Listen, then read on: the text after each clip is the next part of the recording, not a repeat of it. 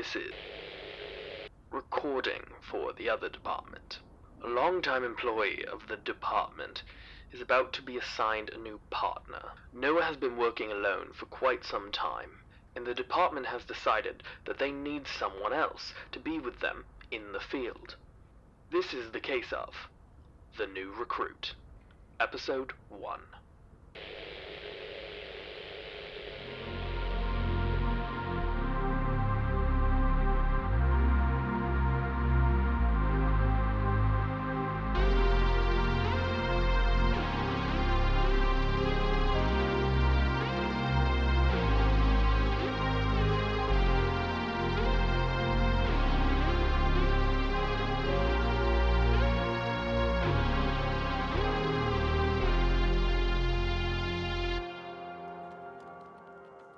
Noah Ashford worked a normal 9-to-5 job.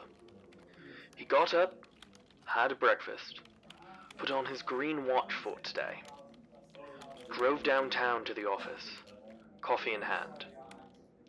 He waved to the guard in front of the office, making sure not to look her in the eye. They tend to root you in place. He usually said hi to the receptionist, but they looked very busy. So busy that there were multiple of hers doing different tasks. Answering the phone, typing emails, organizing a file. Noah walked past, hoping that they got paid more than one salary. His office, luckily, was on the first floor. The elevator had been broken for as long as he had worked here. The company said it was too difficult to get someone to fix it because, in their words, everyone would have to act normal for an extended amount of time. But Noah secretly thinks that it's because it keeps a lot of people in shape walking up all those stairs. He pushes past the door beside the receptionist's desk.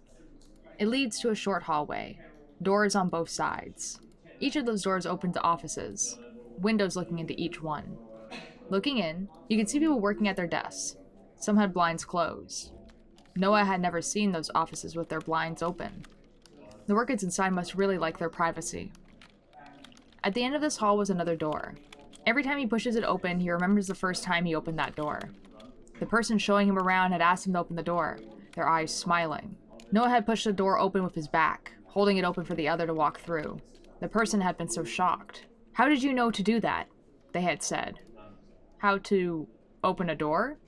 Noah had responded, confused. "That you had to walk backwards through the door." Noah had looked at the door. "Well, it looks like that kind of door," he finally said. Noah still feels a little bad for embarrassing the person, even after all these years. They must be the type to push on pole doors a lot. After walking backwards through the door, he turns to walk forward into the room. It would probably be described better as a library. Noah, however, just saw it as another room full of books. A very big room full of books. The ceiling was several floors up, bookshelves almost as high. There wasn't much rhyme or reason as to where the books were. Some were even haphazardly stacked on the ground or on top of desks. Although if you asked any of the people working there where a certain book was, they always knew exactly where. Off of the library was a room labeled Fieldwork Offices. He pushed through the door. There were a few desks in the room. Some had computers, others were pushed together to form a makeshift meeting room. Out in the field, Noah worked alone. At the office, he helped with paperwork with his coworkers. He was the only one in the office today, however. Everyone else was out on jobs, and would be for at least a couple more days. So he was not expecting to see a stranger playing with one of his recorders, sitting at his desk. Oh, it does work! That's so cool! Very retro. What are you doing? Oh, sorry, is this yours? Guess I really shouldn't have touched it. That was kind of rude. I'm Meri, by the way. She, her. Oh! You probably want this turned off, right? So you don't waste tape. Meri stood off to the side as Noah clicked off the recorder. "You're not mad at me, are you?" she asked. "I really hope you're not mad. What a terrible first impression." "Who are you?" Noah replied. He didn't recognize her. She definitely wasn't field staff. Maybe a contact of one of the others? That didn't explain why she was here, though. It was only him here today, and it wasn't like there weren't any other ways to get information to someone. Maybe she was library staff? They usually didn't come in here, though, and they especially didn't touch things they knew nothing about. I'm Meri, like I said. She put her hand out to shake. By reflex, Noah took it. She grinned at him. Noah let go of her hand. So, Meri started to rock up and down on the balls of her feet. Her fingers tapped on the desk, then stopped. Then she started playing with her necklace, then her hair, then her earrings. She didn't seem to ever stop moving. I'm so excited to begin working together, she finished. Noah wasn't sure what to say to that. He looked at the woman in front of him. She was still smiling, so wide that her cheeks pushed up to her eyes. She wore a bulky beaded necklace and a flowing ankle-length sundress. The word whimsical came to Noah's mind. You look confused. Were you not told? Meri said, her smile faltering a little bit. No, I wasn't told, Noah said. He looked confused. People usually weren't able to read his expression so easily. His trick didn't allow it unless he wanted people to. Did this woman also have a trick? One that countered his? He realized the pause was getting awkward.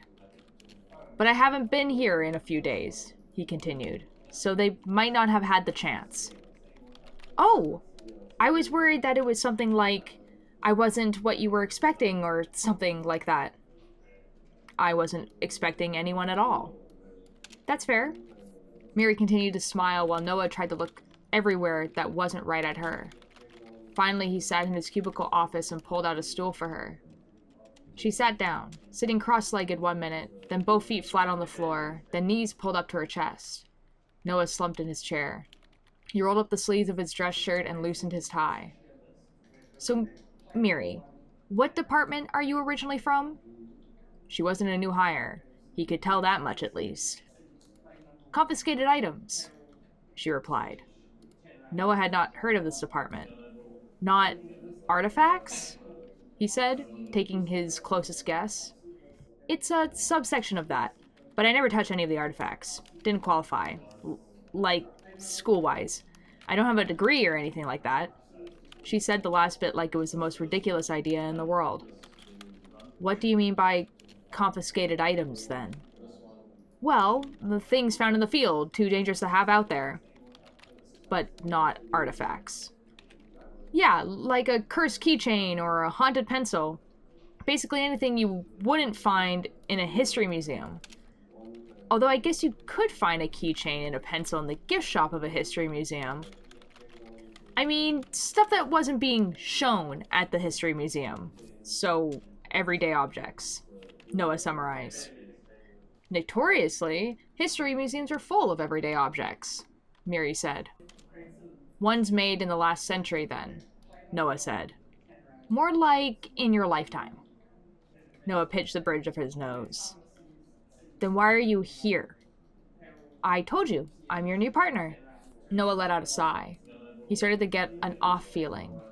People who worked here were always a little off. He had gotten used to matching energies, as his coworker put it. He just thinks he was good at letting others talk. This wasn't Meri being off. This was different. Something else was at play here. This was the feeling he got in the field, like he was being watched. Meri, why did they transfer you from confiscated items to field work? Those are two very different jobs. Honestly, I think the people there got annoyed with me. Her smile completely disappeared. Annoyed? He really wasn't expecting that answer. Well, when you work in the building, it's always the same people, and, well, drama happens. And, well, I just knew everyone's business. So you're nosy, Noah said bluntly. Meri crossed her arms and looked away. It's not like I'm trying to know, Meri said in a huff. That feeling again, like eyes watching your back. He got this urge to ask how she knew everyone's business, if she wasn't trying to know. But he didn't think of this question. It felt like someone had put it there, like it was being asked in a different voice than his own. Yet it came to his head so naturally that he almost let it slip out. The watch feeling grew stronger as the silence did. Meri slowly uncrossed her arms and began to smile again. It felt like there was a breath on Noah's neck, nails digging through his brain. How do you know? The question became stronger. His need to know the answer almost unbearable. With some effort, he finally said, "You're lying." Meri's face fell, her eyes narrowing. They weren't directed at Noah, but just slightly past his shoulder. He resisted the urge to turn around. "I'm not lying." Meri wasn't, to Noah's surprise. She, however, wasn't telling the whole truth, either. The watching eyes and nail-digging feeling didn't stop, but it was getting easy to ignore. "So you have a trick," Noah said. "Boo, no fun," Meri replied. "Even around here, I can usually get the conversation away from that for at least a few days, usually more." There was a silence while Meri expected Noah to reply, and Noah waited for Meri to explain her trick. Meri broke first. "I can control conversations, get people to say secrets, know the intentions behind words. I always know what someone means or wants or isn't saying, and while my coworkers did in fact find me annoying, I was moved apartments because I thought a skill like this would be more useful in the field." "I see," Noah said. "Why weren't you put here in the first place?" "The company didn't know." Noah looked right at her face. "Why were you hired then?" "My knowledge." She smiled again, genuine, sparkling in her eyes. Noah's own trick told him she was lying, and he had to admit without it he would never have been able to tell. "So they found out and put you here," Noah finished for her. "Well, yes, kind of. They only really found out because I wanted them to." "And why did you want them to?" Noah was having a hard time figuring out Meri's motivations. "Because they started talking about setting you up with a partner. Work-wise, of course." Noah had heard nothing of this. "They say that it was getting too dangerous for solo jobs anymore. And you were the only one that didn't get involved with a pair or a group." He had noticed that the others were working together more. He didn't realize it was on company orders. "And I wanted to be that partner. So I told them about my trick, and they said I would be better suited here. It was a pretty big shock to my boss, if I'm going to be honest." "I can imagine." Meri giggled a little at that. "Why did you want to work with me, though?" Noah said. Meri shrugged. "You just seemed interesting." Noah tried to puzzle out what that could mean coming from her, in a place like this. "So, I do know your name, and I know we shook hands earlier, but you haven't really introduced yourself," Meri said. "Right. Noah Ashford. He, she, they. I wear a different colored wristwatch for each one.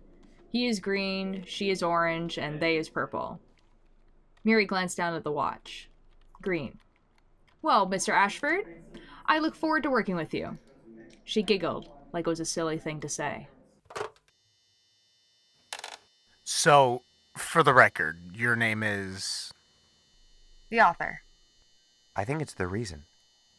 Sure seems that way. Isn't it usually considered rude to talk about someone as if they're not there? Our tricks don't work on it. Of course that's the case. Trick, huh? So am I to listen while you theorize about me? I'm willing to answer questions. I just want mine answered in return, such as, what exactly is a trick? In this context, of course. We don't have to play your game. You've given us very little reason to be threatened. Well, I mean, our trick's not working is not a great sign. Oh, so that's not a common occurrence. Maybe I'm very dangerous. If you wanted us hurt, and that were the case, you would have done it already. On the contrary, I have questions for you, and the people that get in my way tend to not have the means to answer questions, so I'd rather avoid that for now. The lights. And I have information that you want as well. Question for question. Like what?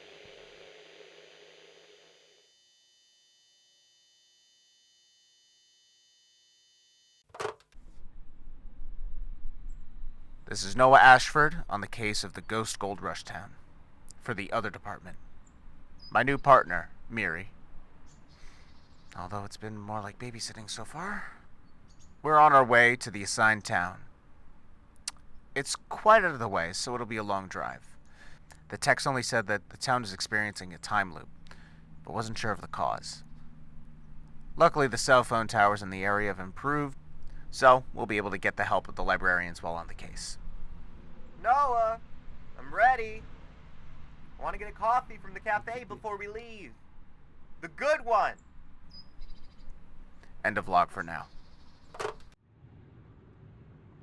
This wasn't going to work, Noah Ashford thought to themselves as they and Meri drove off the highway. Meri was practically bouncing in the passenger seat, staring at the forest and mountains as they drove by. You would think she was a puppy on her first outing. Meri, where did you say you were from again? I didn't. You never asked, she answered with a smile, like it was an inside joke. Noah started to have that watch feeling again. The question, where are you from, popped into their head. Unfortunately, it was already the question they wanted to ask. Where are you from? She turned from the window to study their face, seeing if her trick had worked. Noah didn't look at her, keeping their eyes on the road. I'm from Kamloops. Well, a small city near Kamloops, she said. Grew up there. Probably would have stayed there forever if I hadn't gotten a scholarship to UBC. Didn't stay there long, though. Maybe like 2 years? I probably would have stayed, but... Meri stopped talking. The question, what were you taking at UBC, popped into Noah's head. She really didn't want to talk about why she was working for the other department, Noah concluded. A different question, then. You like it here, then? In Van? Meri sighed. The watch feeling went away. Guess she figured the trick wasn't working. Yeah, Vancouver's nice. Lots going on. It's nice to be able to go to concerts without having to take days off of work or book a hotel. And the trees and mountains and ocean are beautiful. I could probably be happy living here forever. Noah said, waiting for a question. When none came, they asked, Do you want to live here forever? Meri looked back out the window. She was sitting still. I don't want to live anywhere forever. The watch feeling came back. Noah waited for the question, but again none came. Instead, they felt a need to stay quiet, an absolute lack of the desire to ask questions. They let Meri have her peace. Canada is a big country. So much space it was hard to wrap your head around. It was also very empty of people. Its biggest city had an estimated population of just over 1 million. The entire population of the whole country was only a little over the population of the state of California in the US. There was a lot of empty space. British Columbia's empty space was covered in old forests, older mountains, and ghost towns. Hundreds of them. Most from the time of the gold rush. People coming in from all over the country and America to get their own fortune in gold. Most didn't. When the gold all dried up, so did the towns. Abandoned. The people went off to make their fortunes elsewhere. Except one town didn't seem to have gotten the message.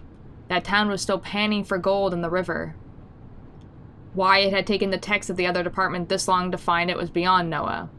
If this was a time loop that had been happening since the 1800s, it should have been dealt with decades ago. Noah let out a sigh. It was really remote.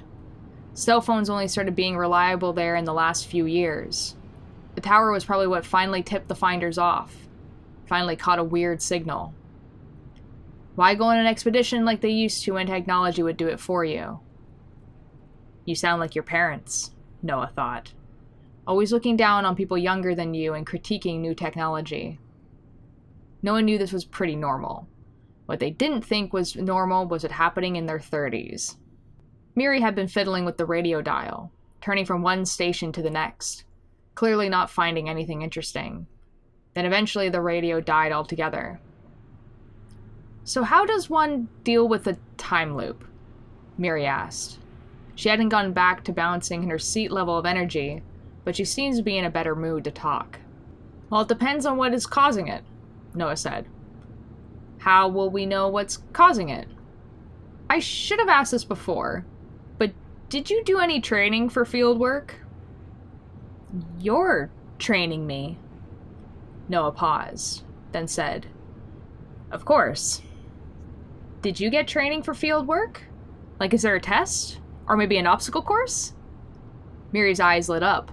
The idea of there maybe being an obstacle course at the office clearly delighted her. No, nothing like that. I just expected them to have at least briefed you. Just follow my lead. I don't want you getting hurt. But what exactly was your training? Noah shrugged. Pretty normal office stuff. This is your computer. Here are the tasks for the day. Here are the people that ask for help. Pretty simple stuff. That's why I'm surprised they didn't do it already. Meri stared out the window and spoke slowly. What do you mean, normal office stuff? Is that like a code for something? Noah risked a look at Meri's face, not wanting to take their eyes off the road. No, that's mostly what the job is. You write a report about what you find, then you connect it to related cases. There's lots of cases to sort through as well, and Noah glanced at Meri. She was staring at him with open disbelief. What? I know it can be boring, but it is the job you signed up for. Meri shook her head. I can't believe it. I know. It's a little tedious, but no, Meri interrupted. It's just... wow. They were right about you. I'm so glad I get to do this job with you. Noah was silent for a few seconds. Who was right about what? Meri settled back in her seat. You genuinely think all of this is normal? They didn't know what to say to that. They both sat in silence for a few minutes. Noah turned on the radio.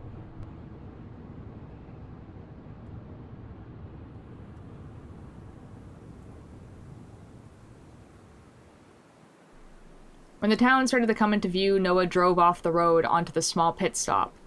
One of those that was just a dirt half circle on the side of the road. Not even an outhouse. We're gonna walk from here. If this really is a time loop from the 1800s, the car will bring too much attention.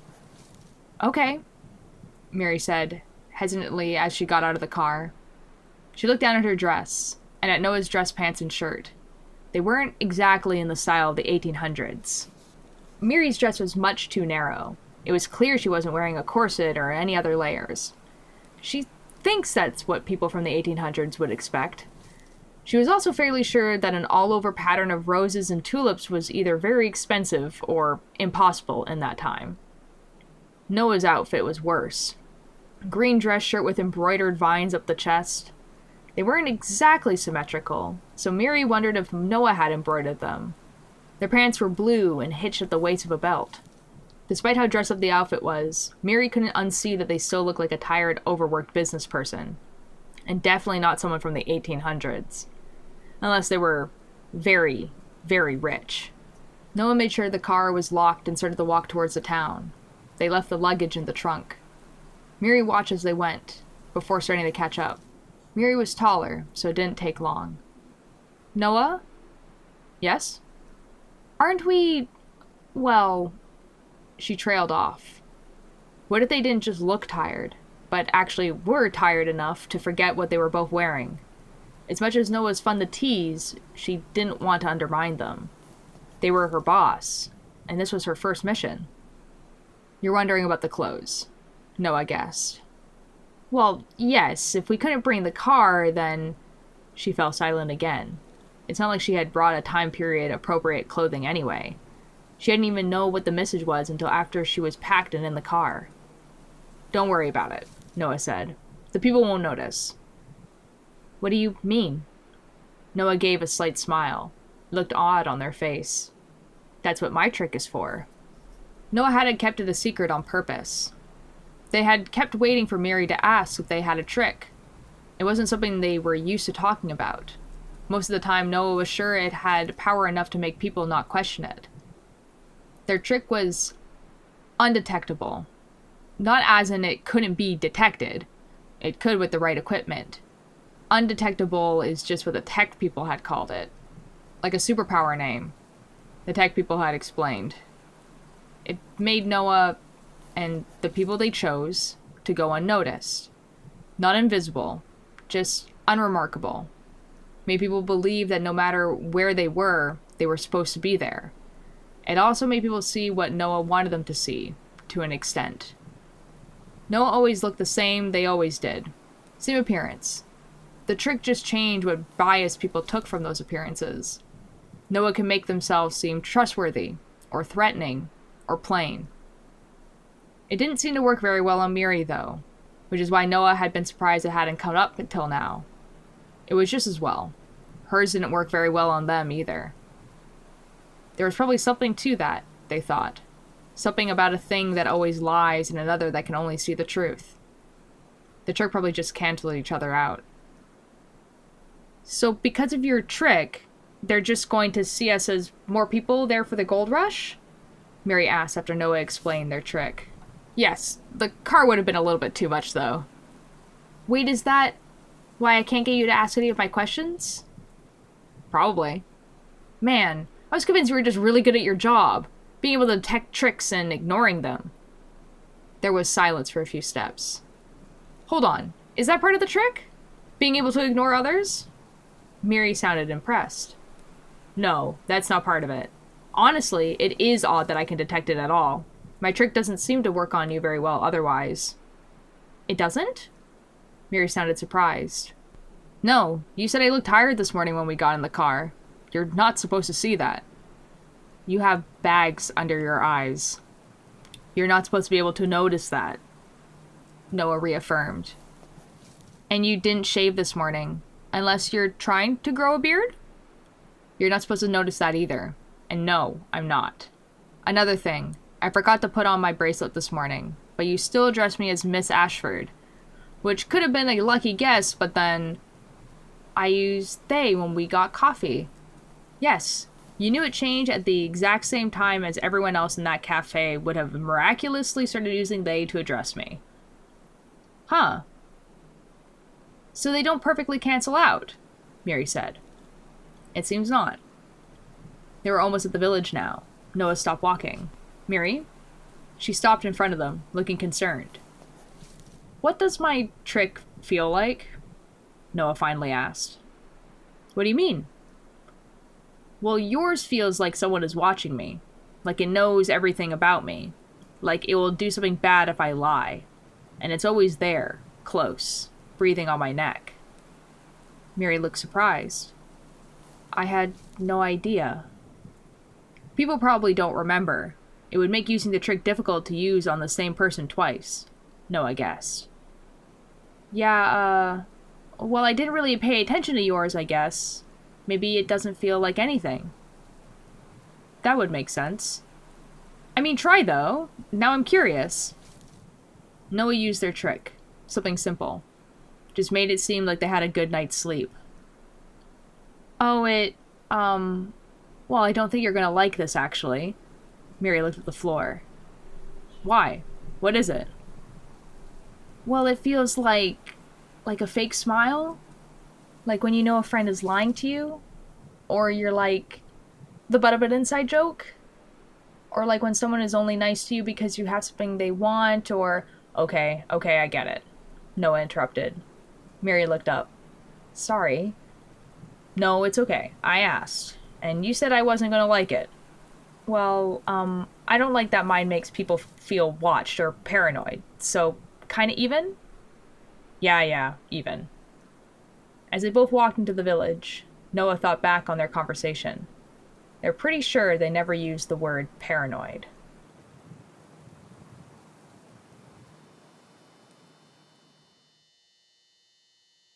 It knows where Arlo Thorn is. Exactly. Fine. You know the tricks exist, and that you're unusual for being able to avoid them. Surely, that is enough information to get an answer from you. Fair play. Fine. You're probably wondering why a small fishing town of all places doesn't have a single weird story. My goal is a lot easier if the minds I'm working with aren't tainted by other stories, or are actively seeking them out. How vague. Same to you. We work for an agency called the Other Department. Noah! We can't make it forget after. It's fine. It's clearly under the category of entity. Negating our tricks alone would put it under that category. It only looks like a human. Oh, flattery. It won't get you more information, but it may make me like you more. Noah, is this really okay? It might be the only way. Okay, well, the Other Department is an agency that looks into weird circumstances.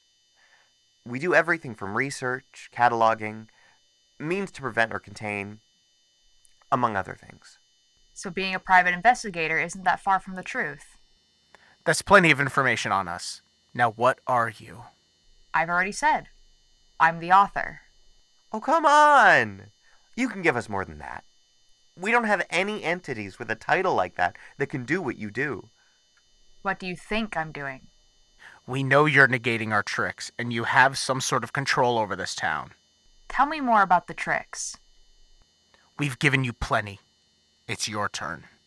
Fine. I am the author of the first perfect story.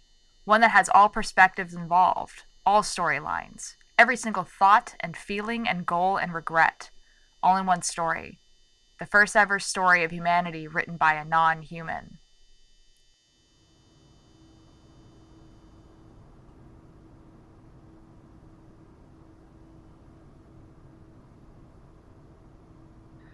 Vampires!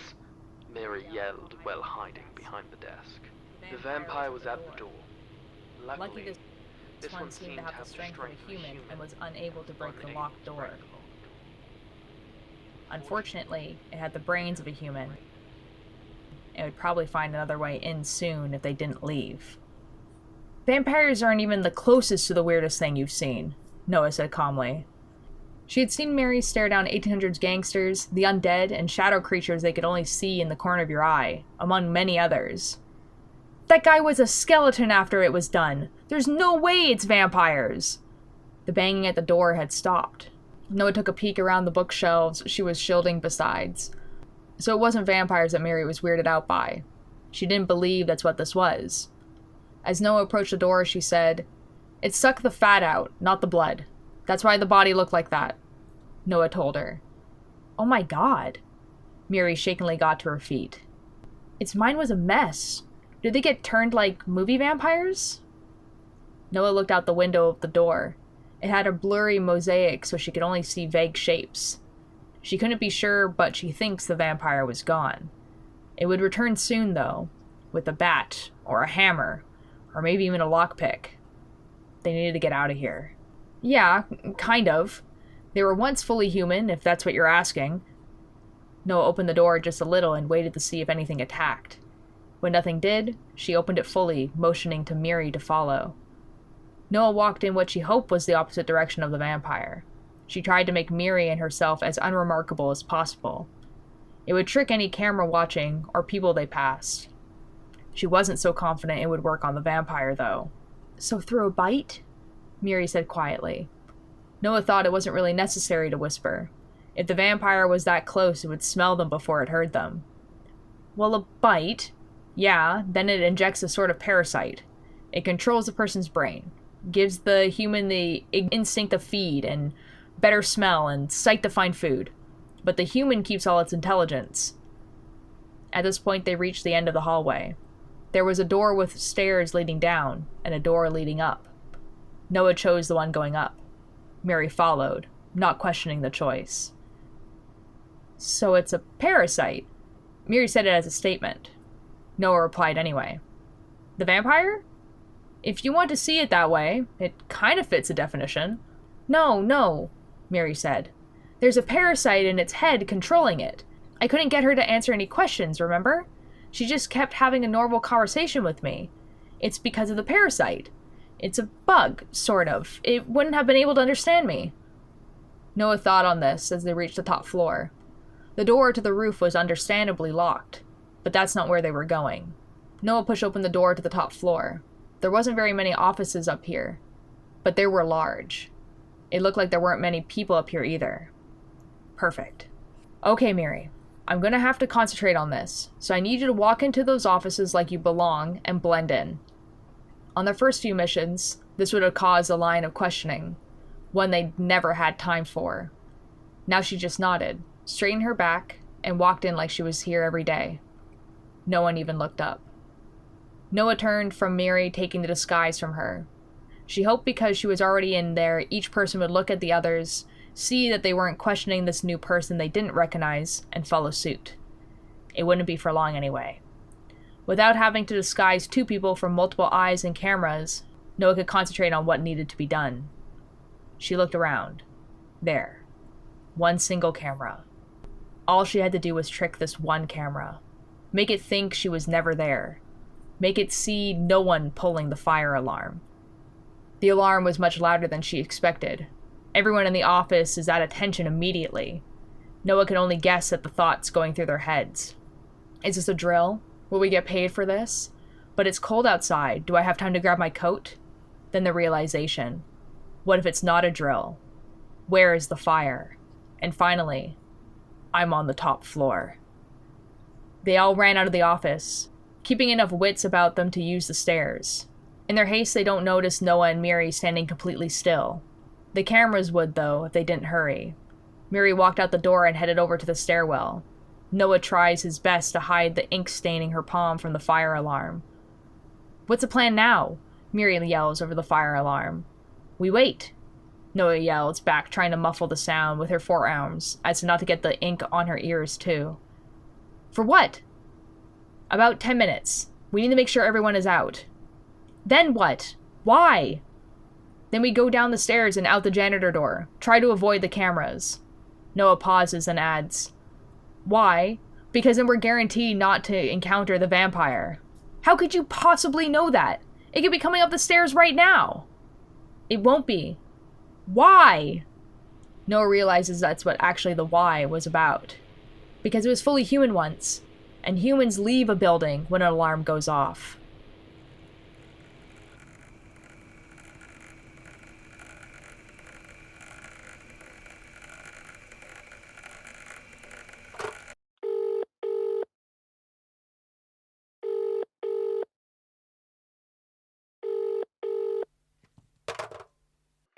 Hello, Noah. We have a new mission for you and Meri. It's a little bit of a strange one. You'll be looking for a missing person. His name is Arlo Thorn.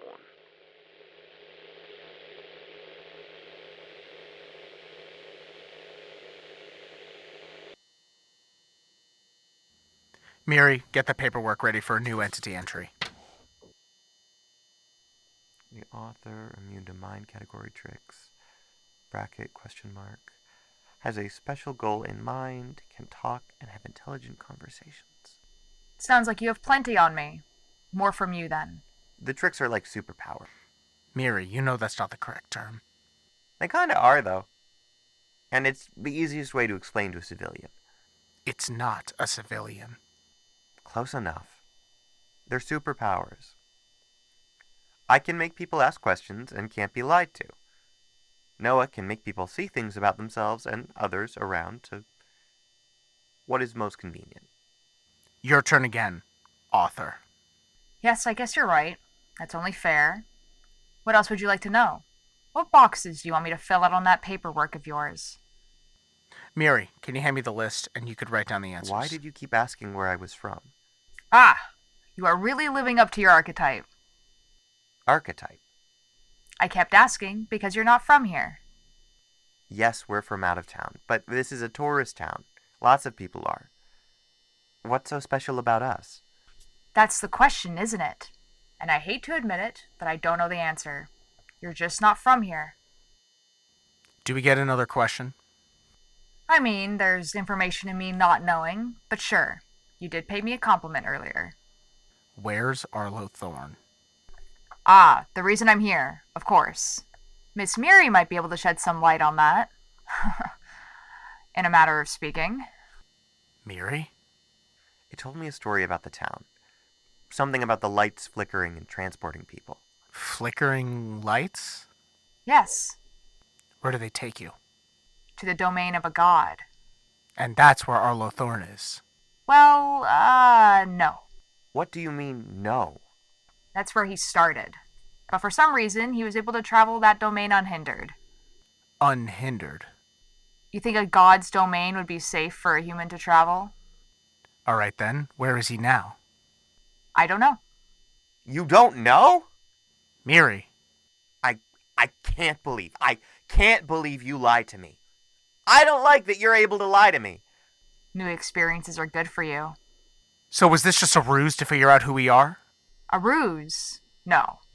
I need to know if you were worth my time. Your time for what? to ask if you wanted to make a deal. A deal? Not for your soul or anything nefarious like that. I'm not even sure those are real.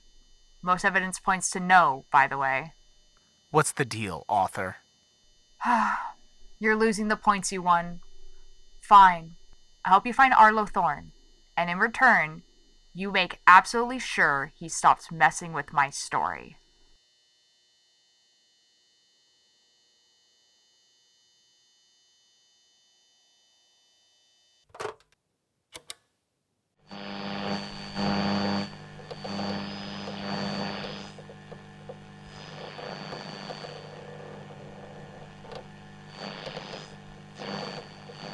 He'd take a coin, throw it in the well.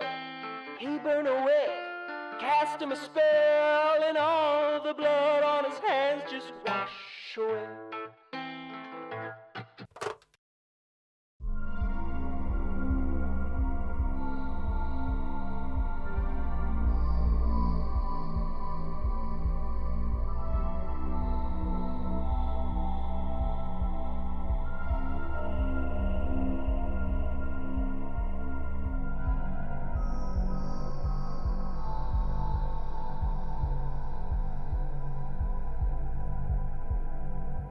Blue Flickering Streetlight is written, edited, and performed by Karma Knight, and is produced by Lantuans Aura.